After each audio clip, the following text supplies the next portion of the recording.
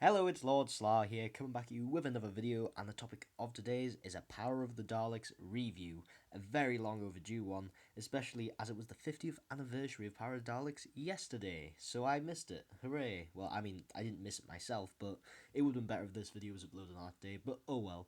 This is a review of the actual story itself, not the animation. I've seen episode 1 of the animation, it was pretty good. I bought it because it was only $1.89, but I've already got the DVD pre-ordered, and so once I get that and I've watched all of it, I will probably review the animation for you, but for now, we're just going to review the story, so let's get into it. So let's get the elephant out of the room. Regeneration. This is the first post-regeneration story, and it needs to explain it to the audience so, they can understand what's going on and hopefully go along with it so the show can continue. And it did. So how was it done? Well, unlike New Who's equivalent of this, which is kind of Parting of the Ways, where that had to explain regeneration to a mostly new audience, it kind of holded your hand in that one. As in, you had Christopher Eccleston explain all this before he regenerated, which was a bit heavy handed. It did the job, but it wasn't very clever. Whereas here, even though nobody knows what regeneration is, David Whittaker is as elusive as possible about the subject. The Doctor keeps on referring to himself in the third person. Nobody's really sure if it is the Doctor, and it gives it a kind of mystery and awe about it. However, what finally cements him as the Doctor, I think, in most people's minds, is the scene when he meets the Daleks for the first time, when he sees them inside the pod in Lesterson's lab. You can just see by the way he reacts to them that that's the Doctor. He's definitely met them before. That's definitely the Doctor, and it's very clever the way it has both companions, both sides of the audience, because there's half the side of the audience, were Ben, who they weren't sure if this was the real Doctor, whereas you got Polly, who are kind of embracing it. They think, yep, this is the Doctor now, let's deal with it. And that's a very clever way of doing it. That's a very clever way of using the companions to make them link to the audience, because I know that's the whole point of them, but often it's not done very well. But here, this is using the companions perfectly to convey the point of regeneration, to get people to link with these characters so that they can experience regeneration and begin to understand it. And I think it was done very cleverly and very well. Daleks. No story has done the Daleks as well as they are here. Barely even close. So, what's so great about the Daleks here? Why is this the best story for the Daleks, which I have said in the past it is?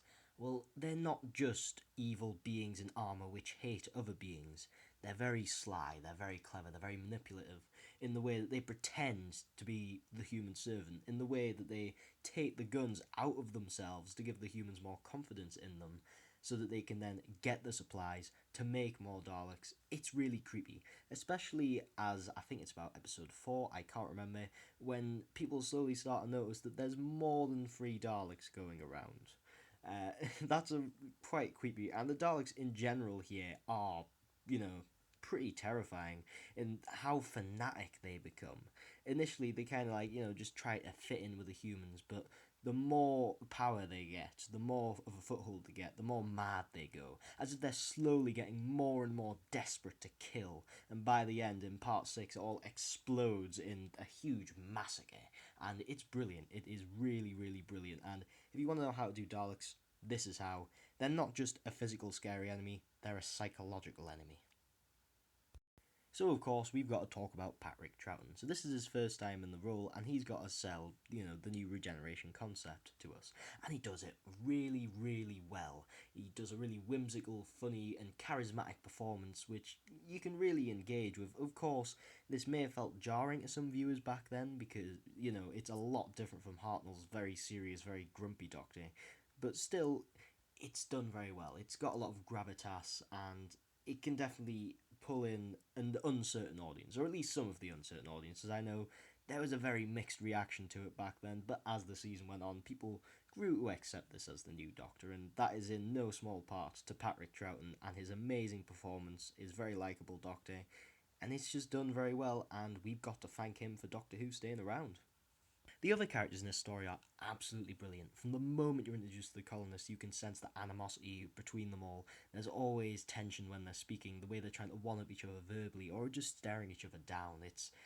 They're very confrontational in that way, and you can see how fractious this colony is, which is ultimately what the Daleks take advantage of to be able to, take over and start killing everybody. And it's pretty good to watch.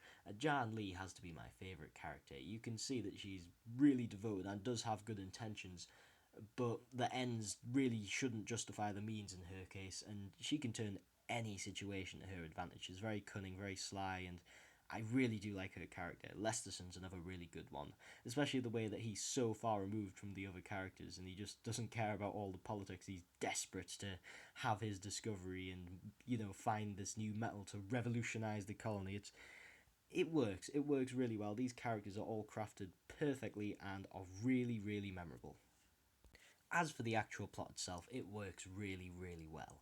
Some people often turn their noses up at six-parters, and yes, while there are some six-parters which do drag a lot, there are plenty of times when you need this long to be able to fully flesh out an episode, to have a really long build up, a lot of tension to finally get to that boiling point, which in this case is episode 6, where it all explodes, all of this tension, animosity, etc. And it isn't even just the Daleks that caused it, it's actually the people. The Daleks just kind of use that situation to their advantage to kill everybody. And it's really, really great to watch, and it's such a fantastic atmospheric build up as well. I just can't stress how good this is and how well it's written.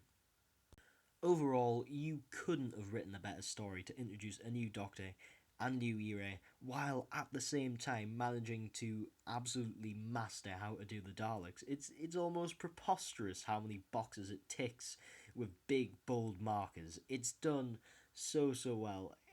I am absolutely in love with this story.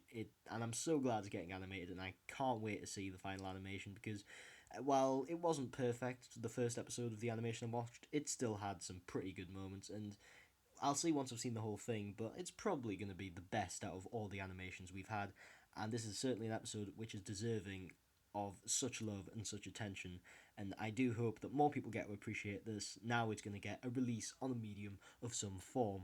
So overall, of course, it gets a 10 out of 10. I couldn't give it anything less, and if I could give it more, I most certainly would.